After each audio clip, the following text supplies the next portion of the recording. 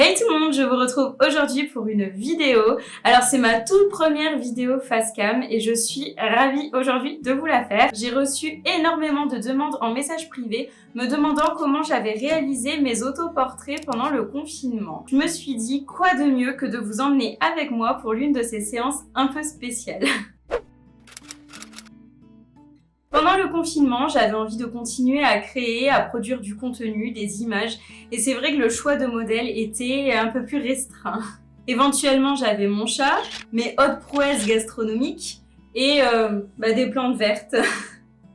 C'est la raison pour laquelle j'ai décidé de me photographier moi-même. Alors ça ne m'était jamais arrivé, au contraire, ceux qui me connaissent diront que je déteste absolument ma tête en photo et j'ai toujours refusé de poser, à moins que ce soit pour des cours, pour s'entraîner à différentes techniques photographiques, mais sans plus quoi. Pour tout projet photographique, la première étape va être d'imaginer sa photo de A à Z. On ne se lance pas dans le flou et sans savoir précisément dans quelle direction on va. À partir du moment où je dégaine mon appareil photo, c'est que dans ma tête, ma photo finale se profile déjà. Je dis ma photo finale car cela va englober toutes les activités de post-prod qu'il pourrait y avoir ensuite. Cela va du développement à la retouche sur Photoshop s'il y a lieu. Ça fait souvent beaucoup rire mes modèles d'ailleurs. Imagine là, il y a des ailes, il y a des petites fées qui sortent, imagine cette belle lumière qui arrive ici. Souvent, ça donne des situations un peu cocasses, mais j'aime travailler comme ça. Cela me permet tout simplement de savoir précisément dans quelle direction je compte aller. Je vais ainsi pouvoir choisir mes sources de lumière, choisir mes modeleurs, les positionner correctement, régler convenablement leur intensité lumineuse et éventuellement ajouter des gélatines. Et ceux qui me connaissent savent à quel point j'adore les lumières colorées. J'en mets absolument partout. Je ne perds absolument jamais de vue que ma photo doit raconter quelque chose. Elle doit dégager une émotion, induire un sentiment particulier chez le spectateur. Lorsque je ne suis pas en confinement, c'est également durant cette phase que je vais commencer à effectuer mon choix de modèle. Bon, ici, du coup, la question ne se pose qu'à moitié, puisque la modèle, ce sera moi. J'ai deux compositions qui me tiennent à cœur dans cette vidéo. La première que je vais réaliser sur fond noir, donc je l'ai déjà installée dans mon studio à côté, je vous y emmènerai tout à l'heure. La seconde se fera sur un fond un peu plus texturé, que je vous laisserai découvrir un peu plus tard. Surprise! Mes deux compositions auront une intention un petit peu mélancolique, mais pas de la même façon. Sur la première, je souhaite utiliser des fleurs, et sur la seconde, j'aimerais avoir quelque chose d'un peu futuriste. Vous verrez, vous comprendrez. Ma couleur phare sera le orange, puis je déclinerai autour de différentes couleurs. Je vais vous expliquer un petit peu ma façon de faire. Alors justement, puisque nous parlons de couleurs, il s'agit là d'une étape fondamentale pour moi. C'est à ne pas négliger, autant d'ailleurs que la phase maquillage. Personnellement, le choix des couleurs me parle énormément. Lorsque je regarde un film, lorsque je regarde une série ou une publicité, c'est la première chose qui va me sauter aux yeux. En effet, pour moi, ce n'est pas anodin que quelqu'un ait fait le choix d'opposer par exemple une couleur froide à une couleur chaude. En ce qui me concerne, mes photos sont toujours très vives, très peps, très contrastées. J'adore vraiment travailler les couleurs, venir rajouter cette petite touche de bleu qui fait la différence, cette petite touche de rouge. C'est pour cela que j'aime utiliser beaucoup de flash avec différents modeleurs pour ajouter ce petit détail qui va faire toute la différence selon moi. Alors comment ça se passe? Vous allez choisir une couleur phare et à l'aide d'un cercle chromatique, vous allez déterminer l'harmonie qui en découle. Bien entendu, il y a des règles à respecter afin que la photo ait un certain impact. Vous l'avez compris, les couleurs doivent se répondre. Elles doivent être mises au service d'une idée, d'un message, de valeur. Je vais vous insérer à l'écran un petit cercle chromatique sur lesquels je ferai apparaître les camaïeux de couleurs, donc c'est-à-dire les variations d'une même couleur sur le cercle, les triades, donc c'est-à-dire les couleurs que l'on trouve à chaque côté d'un même triangle, les tétrades, les couleurs que l'on trouve à chaque côté d'un rectangle ou d'un carré, et les couleurs complémentaires, donc les couleurs qui se font face. En ce qui me concerne, je vais choisir sans surprise la triade orange, vert et violet, et pour la seconde photo, les couleurs complémentaires orange et le bleu. Notez qu'il n'est pas obligatoire que les couleurs soient présentes dans la composition dans la même quantité. Effectivement, vous allez choisir une couleur phare et les couleurs suivantes vont être présentes dans la composition avec plus ou moins de parcimonie. Les couleurs peuvent bien sûr se trouver dans les sources lumineuses grâce à des gélatines, mais également dans la tenue, dans le maquillage ou dans les accessoires. Ça peut être également un petit élément du décor ou ce que vous voulez. Chose que je ne fais pas habituellement en autoportrait mais que j'ai fait tout spécialement pour cette vidéo, c'est que j'ai déjà réalisé mon make-up. Généralement, je préfère réaliser tout mon setup sans m'être préparée au préalable. Et une fois que tout est prêt, que mes flashs sont réglés, qu'ils sont bien positionnés, à ce moment-là, je vais me maquiller et là, je prends les accessoires, je m'habille s'il faut et je peux venir réaliser ma photo directement en étant encore toute fraîche, on va dire. Comme vous pouvez le voir, j'ai mis du orange sur ma paupière mobile et du violet en ras de cils inférieur. Ça va me permettre justement d'aller dans la direction de cette triade que je souhaite établir. Je voudrais également en profiter pour vous présenter le matériel que j'utilise en studio habituellement. J'utilise donc 3 flashs AD400 Pro de la marque Godox. Ce flash représente un excellent compromis entre la puissance et la transportabilité. Donc c'est vrai qu'ils sont assez petits, ils sont légers et ils sont livrés dans des petites valises très pratiques. Également, donc l'avantage de ce flash, c'est qu'il est vendu avec un adaptateur de mon Turbo Lens, donc je n'étais pas obligée de changer tous mes modelers pour utiliser le flash, sachant que j'en avais déjà pas mal qui allaient sur mon flash Nice Photo, donc c'est pas mal quand même.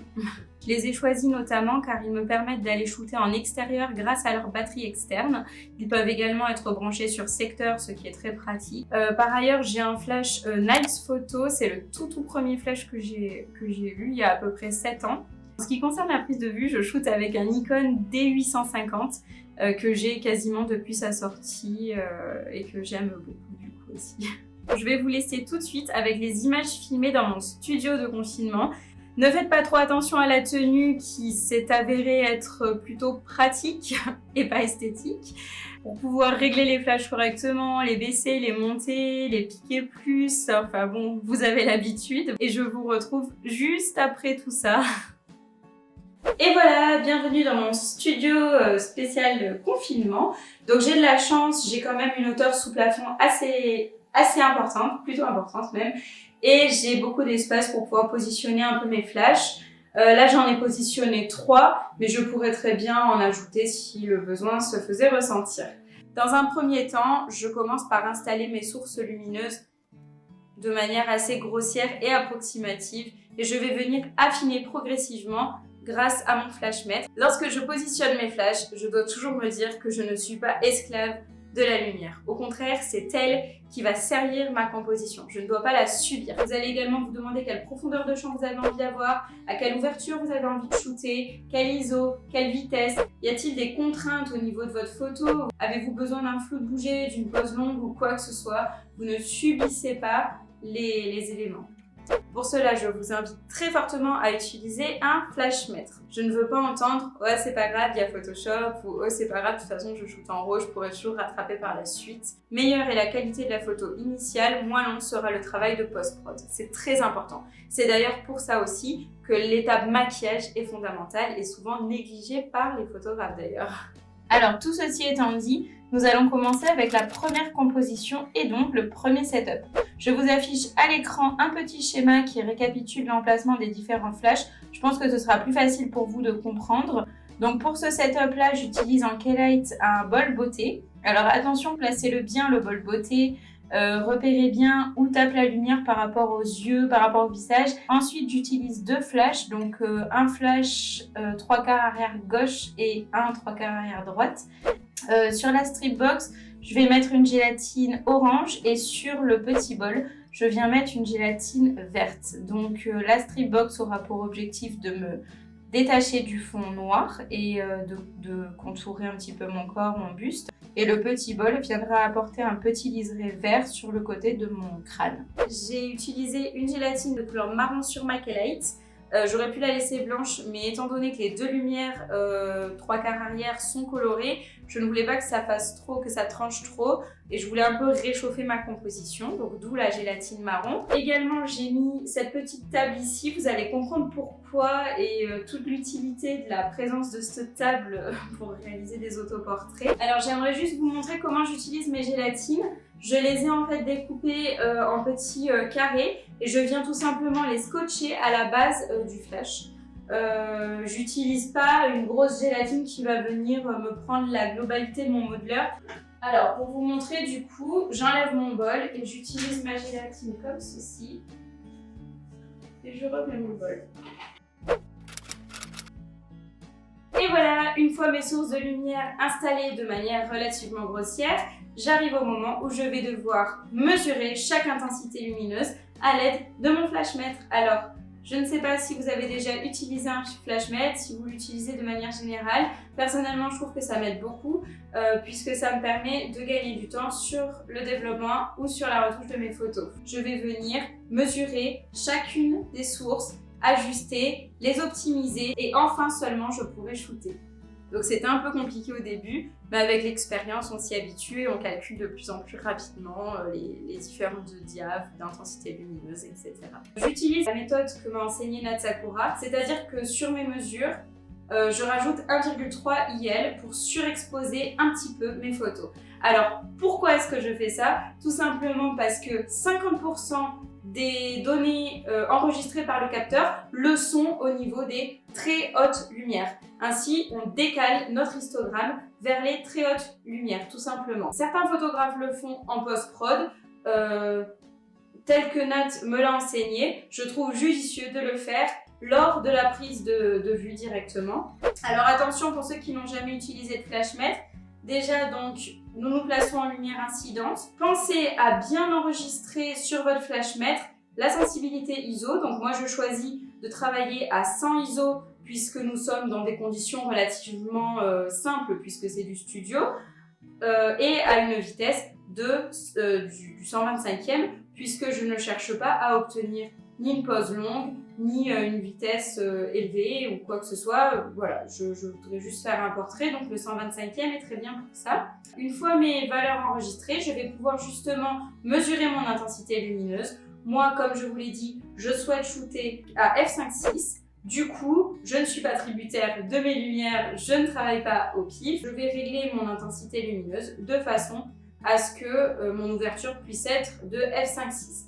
Alors, si nous prenons en compte la règle selon laquelle on va surexposer d'1,3 IL, la valeur du flashmètre, bien entendu, ne devra pas être f5.6, mais f plus 1 diaph et 3 dixièmes de diaph. Ce qui nous donne du coup 8.3 tout simplement.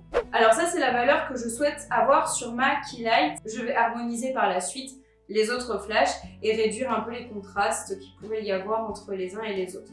Pensez d'ores et déjà à positionner vos gélatines sur vos flashs puisqu'une mesure réalisée sans gélatine ne sera pas la même que la mesure réalisée une fois que la gélatine sera présente sur les flashs. Attention à ça.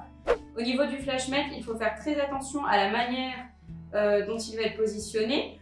En ce qui me concerne, et comme ce sera simplement du portrait, je vais effectuer qu'une seule mesure au niveau de la zone climax, donc c'est-à-dire au niveau de la zone qui reçoit le plus d'intensité lumineuse. Et attention, ici, ce n'est pas ici. À 10 cm d'écart, l'intensité lumineuse n'est pas la même. Donc vous allez bien positionner votre flashmètre au niveau de la zone climax. Vous pouvez le poser sur votre assistant. Votre modèle, je ne vous le conseille pas. À ce moment-là, il est en train de se faire maquiller plutôt. Je positionne mon flashmètre et je flash. Et là, je n'ai qu'à venir lire la valeur qu'il m'indique pour savoir si je dois augmenter mon intensité ou diminuer mon intensité. Alors, si par exemple l'intensité est déjà au minimum mais qu'elle est trop forte, vous pouvez toujours bouger votre flash d'1 mètre ou de 2 mètres selon la nécessité. Donc, mon flashmètre indique f de 8, donc moi là en l'occurrence, je vais devoir augmenter mon flash. Donc comment j'augmente mon flash? Grâce à mon déclencheur, je vais pouvoir agir directement sur mon flash. Donc celui-ci, je l'ai placé en B. Alors pareil, pour l'augmenter, c'est pas du pif, hein. Vous vous servez de votre échelle de diaph et vous venez l'augmenter de la bonne valeur directement. Voilà, là, a priori, ça devrait être bon. N'oubliez pas, je souhaite avoir 8,3. Et voilà, je déclenche. Et voilà, j'ai pile poil 8,3. Donc, c'est parfait. Une fois que j'ai réglé cette lumière, je viens faire pareil avec mes différentes lumières et ainsi de suite avec chacun de mes flashs. Et voilà, je vais donc pouvoir shooter. Mon setup est prêt. Donc, comment je fais en autoportrait? Voici la clé. Donc, il s'agit en fait d'une application sur téléphone qui s'appelle SnapBridge sur smartphone. Donc, cette application va pouvoir me permettre de gérer en temps réel ma pose, le cadrage, la mise au point et je peux même modifier les réglages de mon boîtier directement grâce à mon téléphone à distance du coup. Je ne vais pas le faire puisque nous avons passé du temps pour régler chacune des sources lumineuses à la bonne intensité.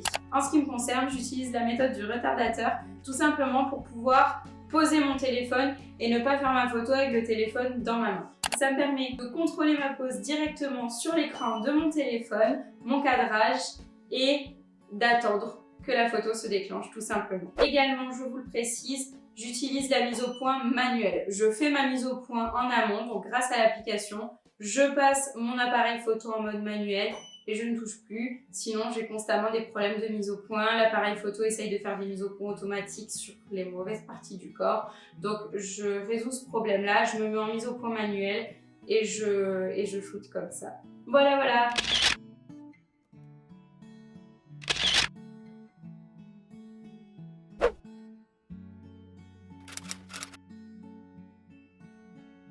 Je vous retrouve pour la seconde composition, donc la composition que je voulais un petit peu plus futuriste.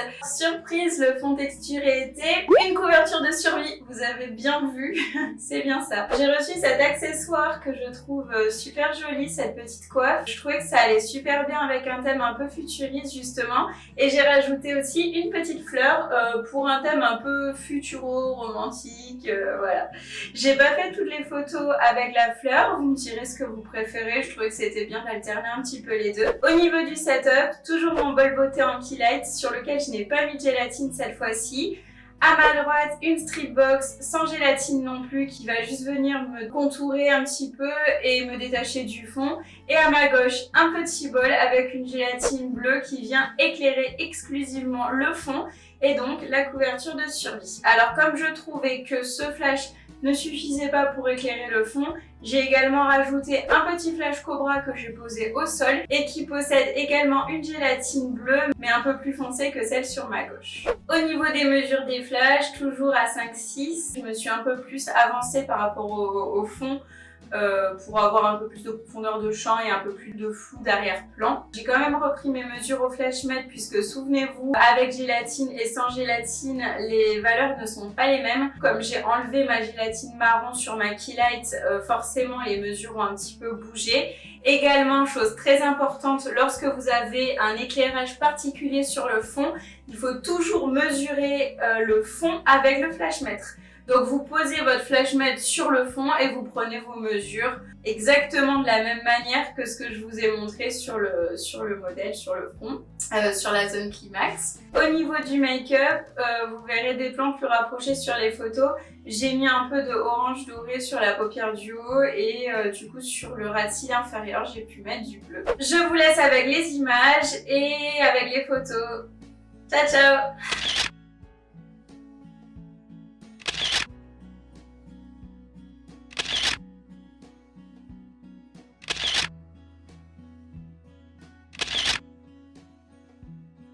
Et voilà les amis, cette vidéo s'achève enfin, donc j'espère que vous avez su faire preuve d'indulgence puisque c'était ma toute première vidéo. Je sais qu'il y a certains passages qui n'étaient pas très nets quand j'étais en studio. Je faisais que bouger, donc je pense que je sortais un petit peu du champ de netteté. Merci en tout cas à vous de m'avoir suivi. N'hésitez pas à me dire si des petites vidéos comme ça vous intéressent. Éventuellement, je peux vous expliquer également en vidéo comment j'effectue ma retouche sur Photoshop. Notamment la retouche de peau qui s'avère ne pas être un gros flou gaussien de manière absolument immonde et qui va venir juste flouter grossièrement les pores de la peau. Attention, moi j'utilise les méthodes du split frequency et du dodge and burn qui vont me permettre de retoucher la peau de manière plus discrète et qui ne va pas du coup conduire à dénaturer le visage ou la morphologie de la personne. Donc voilà, tout ça, ça s'apprend et je peux potentiellement vous faire une vidéo là-dessus si ça vous intéresse. Également, je peux être plus précise sur différentes notions que j'ai abordées dans cette vidéo et qui auraient rendu la vidéo beaucoup trop longue si j'avais approfondi les points. Donc n'hésitez pas également à m'en faire part. Si vous avez des questions, n'hésitez pas non plus. Et à bientôt du coup pour de prochaines vidéos. Ciao ciao!